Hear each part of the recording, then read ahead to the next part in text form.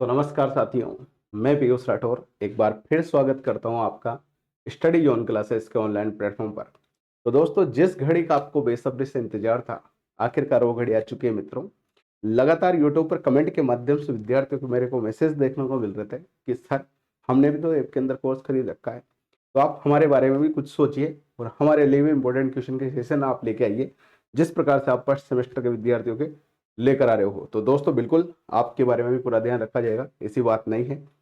लेकिन दोस्तों, मैं आपसे कहना चाहता हूं कि जो आपका सब्जेक्ट है, जो हमारे राजस्थान के पॉलिटेक्निक थर्ड सेमेस्टर के मैकेनिकल ब्रांच के विद्यार्थी हैं, जिनके जो सब्जेक्ट चलता है fluid mechanics and hydraulic machine, बहुत ही जबरदस्त सब्जेक्ट है।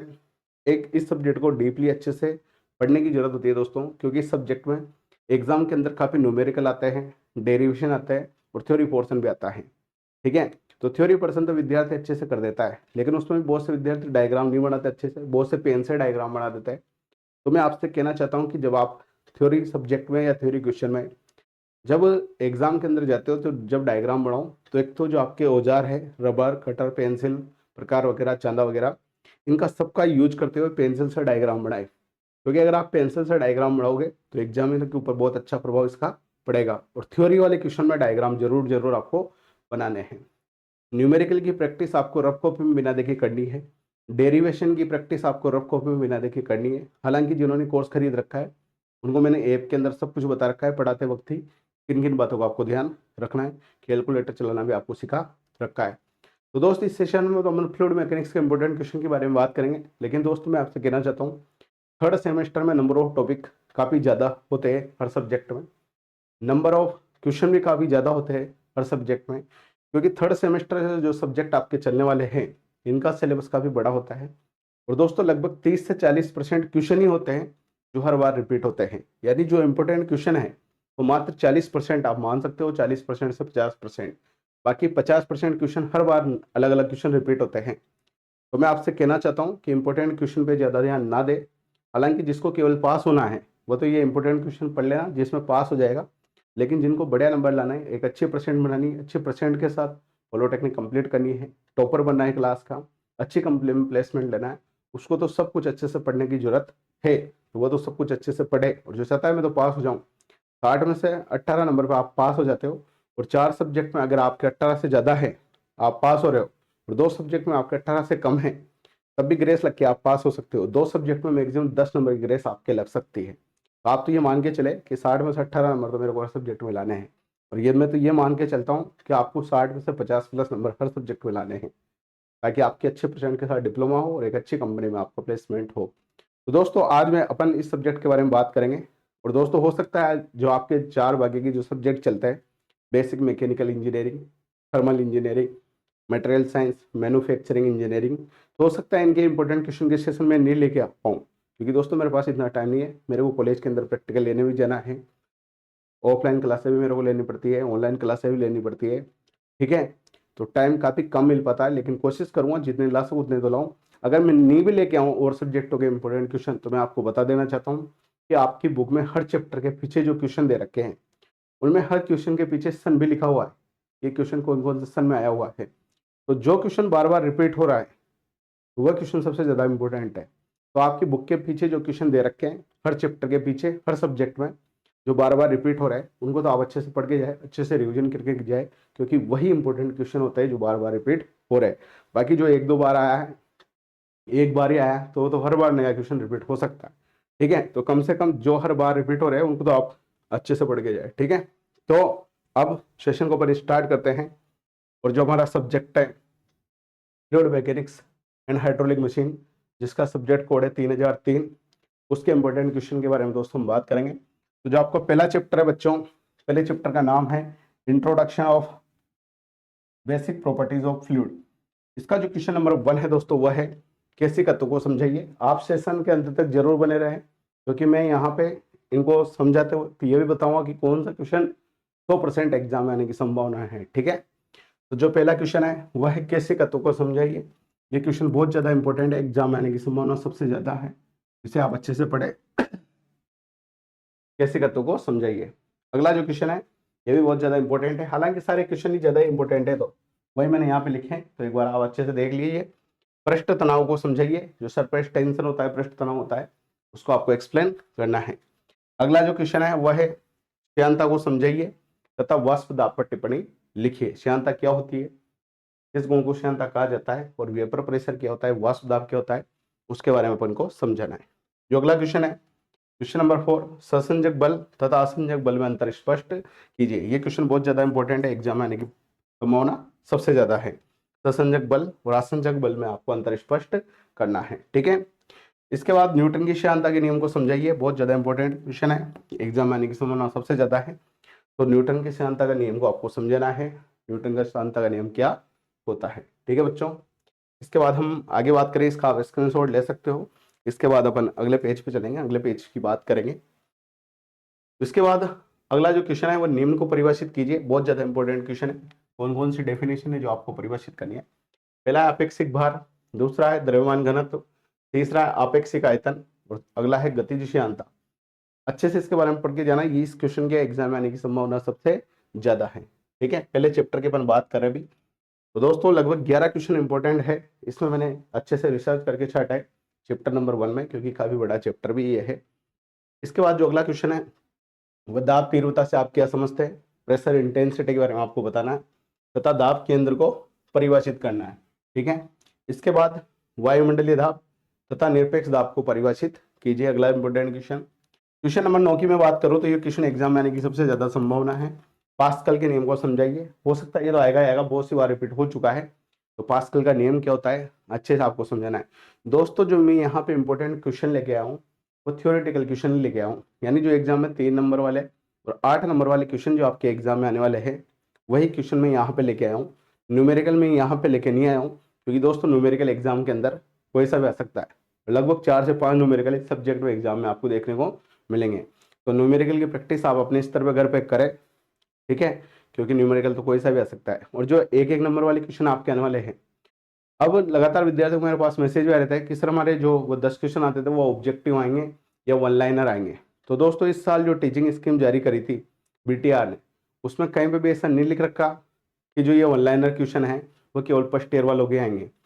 तो हो सकता है वन लाइनर क्वेश्चन आपके भी आ जाए और हो सकता है ऑब्जेक्टिव क्वेश्चन आपके भी आ जाए, क्योंकि उसमें न्यू टीचिंग स्कीम लागू हुई थी। तो बहुत से के भी रहे बीटीआर वाले भी ढंग से जवाब नहीं दे पा रहे कि भाई नई स्कीम के लिए ये रेगुलेशन है या पुरानी स्कीम के लिए भी है। तो आप ये मान के चले, आप इस प्रकार से तैयारी करें, सब कुछ अच्छे से पढ़े। हो सकता है ऑब्जेक्टिव क्वेश्चन आपके पेपर में आ भी जाए और हो सकता है ऑब्जेक्टिव क्वेश्चन आपके पेपर में नहीं आए, उसकी जगह वन लाइनर के भी आ सकते हैं। तो इस पर कोई अभी क्लियर नोटिफिकेशन नहीं है बोर्ड की तरफ से, तो आप अच्छे से प्रिपरेशन रखिए आपकी, ठीक है। तो पास्कल के नियम को समझाइए, बहुत ज्यादा इंपॉर्टेंट क्वेश्चन है। इसके बाद जो अगला क्वेश्चन है वह है बोर्डन नली दाब मापी के चित्र सहित, कुछ चित्र सहित समझाना है। जो बोर्डन नली दाब मापी होती है, जो प्रेशर मेजरमेंट डिवाइस है, उसको चित्र सहित अपन को अच्छे से समझाना है। इसके बाद दोस्तों मैं बात करूं तो अगला क्वेश्चन अच्छा डेरिवेशन है, एग्जाम आने की संभावना बहुत ज्यादा है इसकी भी, कि पानी में डूबी हुई तिरछी सतह पर कुल दाब प्राप्त करने के लिए सूत्र की स्थापना कीजिए। एक डेरिवेशन है जिसमें एक जो छड़ है वो पानी में तिरछी डूबी हुई है, किसी कोण पर झुकी हुई है, उस पर बल का मान किस प्रकार से ज्ञात किया जाएगा, बल के साथ साथ दाब का मान किस प्रकार से ज्ञात किया जाएगा, उसका सूत्र का डेरिवेशन अपन को करना है, ठीक है। तो दोस्तों ये फर्स्ट चैप्टर के क्वेश्चन यहाँ पे कंप्लीट हो गए। 11 क्वेश्चन मैंने छांट है, इनमें से एग्जाम में क्वेश्चन आने की संभावना सबसे ज्यादा है, तो इन क्वेश्चन को आप अच्छे से पढ़िए, ठीक है। स्क्रीनशॉट आप ले सकते हो, ये क्वेश्चन नंबर 1 से 5 और ये क्वेश्चन नंबर 6 से 11। इसके बाद दोस्तों अपन चलते हैं चैप्टर नंबर 2 में। चैप्टर नंबर 2 का जो नाम है आपका वह है फ्लूइड फ्लो। कौन सा चैप्टर है, फ्लूइड फ्लो। फ्लूइड फ्लो में जो पहला क्वेश्चन है वह है चेजी का सूत्र लिखिए, ये 1 नंबर में ऐसा क्वेश्चन आ सकता है चेजी के सूत्र के बारे में। इसके बाद पाइप में जलाघात को समझाइए, 3 नंबर में ऐसा क्वेश्चन एग्जाम में आ सकता है और बहुत ज्यादा आने की संभावना इस क्वेश्चन की एग्जाम में है। घर्षण के कारण, फ्रिक्शन के कारण शीर्ष में जो हानि होती है, हेड लॉस जो होता है, उसके डार्सी के नियम को प्रतिपादित करना एक डेरिवेशन है, बहुत ज्यादा इंपॉर्टेंट डेरिवेशन है, 8 नंबर का एग्जाम में आने की संभावना सबसे ज्यादा है। पाइप में होने वाली जो घर्षण क्षतियां हैं, विभिन्न प्रकार की क्षतियां आपने पढ़ी है, घर्षण क्षति और अन्य क्षति जैसे मेजर लॉस, माइनर लॉस, अचानक विसर्जन के कारण, अचानक संपीड़न के कारण कौन कौन सी हानियां होती है, उसके बारे में आपने पढ़ा है, तो वह क्वेश्चन यहाँ पे आने की संभावना इसके बाद साइफन प्रवाह क्या होता है, इसकी क्रियाविधि को अपन को अच्छे से समझाना है। ठीक है, इसके बाद अगले क्वेश्चन की बात करूं, ये कुत्ते भौंकने लग गए, थोड़ी देर इंतजार करें भैया चुप होने का इसका।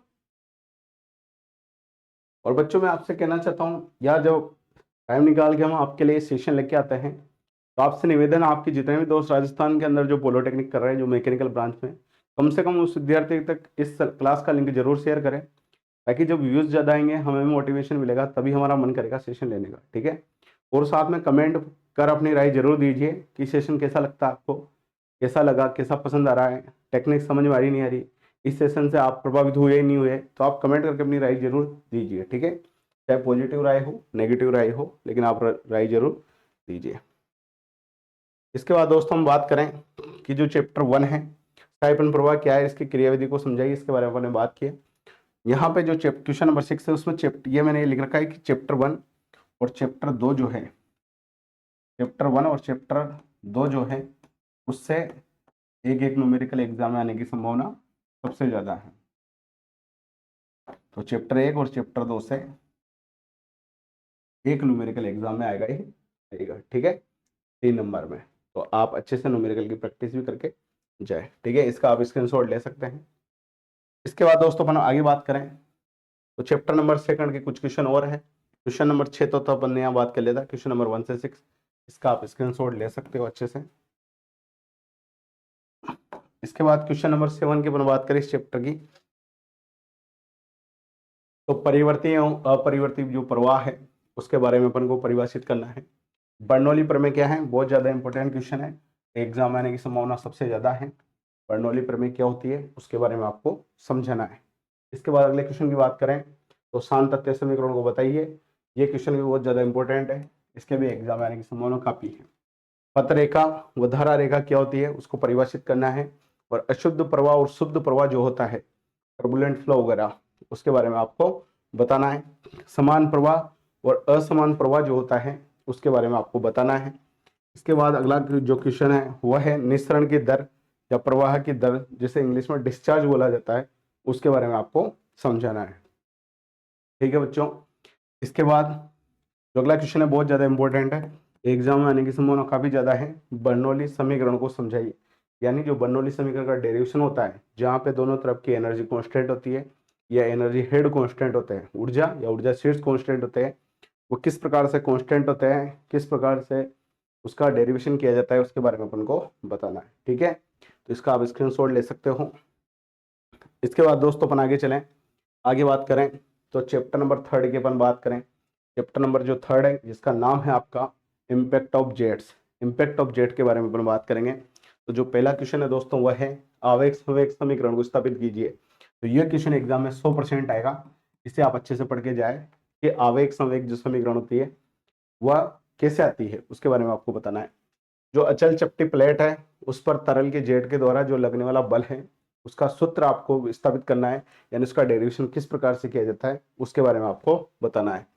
पानी की प्रधार द्वारा एक गतिमान समतल तिरछी झुकी हुई जो प्लेट है उस पर बल का मान कैसे ज्ञात किया जाता है उसका भी सूत्र आता है, उस सूत्र का डेरिवेशन किस प्रकार से आता है उसके बारे में भी आपको बताना है। पानी की प्रधार द्वारा एक स्थिर सममित वक्राकार जो प्लेट है उस पर आरोपित बल का मान ज्ञात करना है जब पानी केंद्र पर टकराए। यानी दोस्तों ये डेरिवेशन है सारी, बल का जो सूत्र आता है अलग अलग केस में वो कैसे आता है, इनमें से एक डेरिवेशन 8 नंबर में पेपर में आएगा। अब वो आपकी किस्मत है इनमें से कौन सा आ सकता है, सबसे सीधा तो ये वाला है, हालांकि सीधे ये सब कुछ ठीक है, लेकिन इनमें थोड़ी चीजें ध्यान भी रखनी पड़ती है। तो आप अच्छे से डेरिवेशन करें, एक डेरिवेशन पेपर में आएगा ही आएगा। ठीक है, इसके बाद द्रव जेट के अक्ष के साथ कोण पर झुकी हुई गतिमान समतल प्लेट पर द्रव जेट द्वारा लगाए गए लंबवत बल के लिए संबंध स्थापित कीजिए। तो 4 तो डेरिवेशन हो गए, 1 2 3 4 5, इन 5 डेरिवेशन में से एक डेरिवेशन पेपर में आएगा। तो इसे आप अच्छे से करके जाइए, और ये क्वेश्चन तो पेपर में आएगा 100%, इसे आप अच्छे से करके जाइए। और इस चैप्टर से एक न्यूमेरिकल के भी एग्जाम में आने की संभावना सबसे ज्यादा है, एक न्यूमेरिकल भी यहाँ से एग्जाम में आपको देखने को मिलेगा, इम्पैक्ट ऑफ जेट। इसके बाद दोस्तों अपन आगे चलें, आगे बात करें, इसका आप स्क्रीनशॉट ले लो एक बार इम्पैक्ट ऑफ जेट का। अब चैप्टर नंबर 4 की अपन बात करेंगे, तो जो चैप्टर नंबर 4 है बच्चों वो है हाइड्रोलिक टर्बाइन, इस चैप्टर से थ्योरेटिकल क्वेश्चन ही एग्जाम में आने की संभावना सबसे ज़्यादा है। हो सकता है न्यूमेरिकल यहाँ से नहीं आए, और अगर आपकी किस्मत खराब हो तो यहाँ से भी न्यूमेरिकल आ सकता है।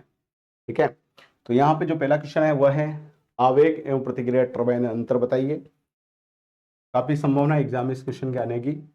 टरबाइन में ड्राफ्ट टनल की उपयोगिता क्या होती है उसको समझाना है।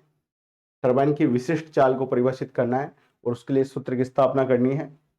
कोल्ट्रॉन पर संक्षिप्त टिप्पणी आपको लिखनी है। कोल्ट्रॉन का प्रोसेस क्या होता है उसके बारे में आपको समझाना है। इसके बाद केपलन टरबाइन एवं फ्रांसिस टरबाइन में क्या अंतर होता है, एक टेबल बनाकर इनके अंतर के बारे में आपको समझाना है। इसके बाद दोस्तों बात की जाए कि टरबाइन में गति नियंत्रण का क्या महत्व होता है, किस प्रकार से टरबाइन की गति को नियंत्रित किया जाता है उसके बारे में आपको बताना है। वेल्टन व्हील टरबाइन की बनावट एवं कार्यप्रणाली को चित्र की सहायता से समझाना है। इस टरबाइन के बारे में बढ़िया तरीके से डायग्राम बना के थ्योरी को आपको एक्सप्लेन करना है। इसके बाद सरल चित्र द्वारा फ्रांसिस टरबाइन की कार्यप्रणाली समझेंगे। इन तीनों में से जो 3-4 तरह के जो टरबाइन में उनसे एक ही कार्यप्रणाली चित्र सहित एग्जाम में आएगी। ठीक है, तो डायग्राम को आप रफ कॉपी में बना के प्रैक्टिस जरूर करें। अगर आपने डायग्राम रफ कॉपी में करके बना के नहीं देखा तो डायरेक्ट एग्जाम में आपसे डायग्राम नहीं बनेगा, तो आप प्रैक्टिस जरूर करिए। ठीक है,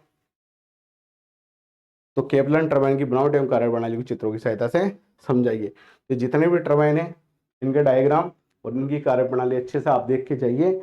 एक क्वेश्चन टरबाइन की कार्यप्रणाली के पर एग्जाम में आएगा ही आएगा। ठीक है बच्चों, इसके बाद हम आगे बात करें तो जो लास्ट चैप्टर है आपका चैप्टर नंबर 5 जो जिसका नाम है सेंट्रीफ्यूगल पंप्स, तो उसके इंपॉर्टेंट क्वेश्चन के बारे में अपन बात करें।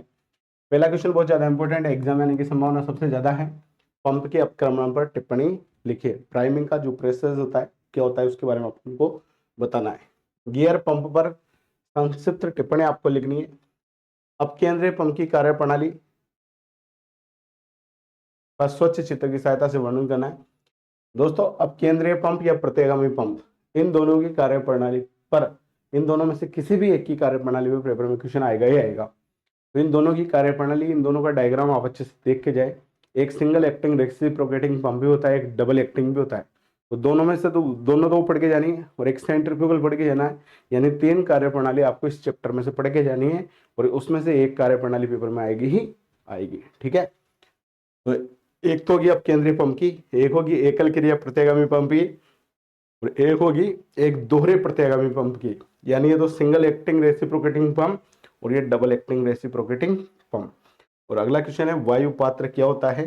प्रत्यागामी पंप में वायु पात्र के क्या कार्य है उसके बारे में आपको बताना है। तो इसका आप स्क्रीनशॉट ले सकते हो। ठीक है, तो ये क्वेश्चन है बच्चों। ठीक है, आराम से आप इधर उधर करके स्क्रीनशॉट इसके ले सकते हो। तो दोस्तों ये हमने बात करी इस सेशन में जो हमारे 3rd सेमेस्टर के मैकेनिकल ब्रांच के विद्यार्थी उनका इंपॉर्टेंट सब्जेक्ट है फ्लूइड मैकेनिक्स से हाइड्रोलिक मशीन। जिन्होंने ऐप के अंदर कोर्स खरीद के बेहतरीन तैयारी करी होगी, पूरी क्लास अच्छे से देखी होगी, नोट्स अच्छे से बनाए होंगे, अच्छे से रिवीजन किया होगा, मेरी गारंटी है दोस्तों जब पेपर देने जाओगे तो आपका मन बहुत शानदार तरीके से खुश हो जाएगा कि यार मजा आ गया। आप तो दोस्तों इस कोर्स से पढ़ पढ़ के विद्यार्थी जब ईयर वाइज सिस्टम चलता था तभी ये सब्जेक्ट चलता था। तो एक विद्यार्थी से पहले 70 नंबर का पेपर होता था, तो 70 में से 68 नंबर विद्यार्थी इस सब्जेक्ट के इस प्लेटफॉर्म से लेकर आ चुका है। यानी 2 नंबर ही कटे थे उसके पूरे में से पूरे आने में। तो इस प्रकार के विद्यार्थी यहाँ से पढ़ चुके हैं, ऐसा रिजल्ट दे चुके हैं। तो मैं भी आपसे आशा करता हूँ कि 60 में से 60 ही आपके आए इस सब्जेक्ट में। दोस्तों आप टॉपर बनने के लिए अच्छी परसेंट के लिए पढ़े और एक अच्छी कंपनी में आप प्लेसमेंट लेकर जाए। कॉलेज में जो कंपनी आती है, मेरी यही आपसे आशा है। तो दोस्तों इस सब्जेक्ट के इंपॉर्टेंट क्वेश्चन तो मैंने आपको बता दिए।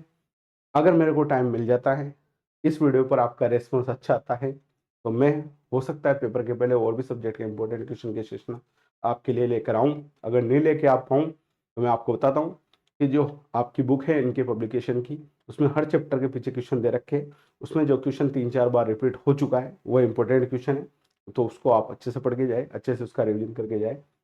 बाकी जिसको अच्छा पढ़ना है, अच्छी परसेंट हो तो सब कुछ अच्छे से पढ़ के जाए। तो आशा करता हूँ दोस्तों ये सेशन आपको पसंद आया होगा। फिर भी किसी भी प्रकार की कोई भी समस्या का समाधान आप चाहते हो तो कमेंट बॉक्स में आपकी समस्या टाइप करें, भेजें और आशा करूँगा मैं आप उसका रिप्लाई देने की कोशिश करूँगा या अगला जब सेशन लेके आऊँगा उसमें प्रयास करूँगा कि आपकी समस्या सोल्व हो जाए। तो ठीक है दोस्तों, आज के सेशन में यह समाप्त करता है। जल्दी मिलेंगे नए सेशन के साथ। बहुत बहुत धन्यवाद आपका। जय हिंद, जय भारत।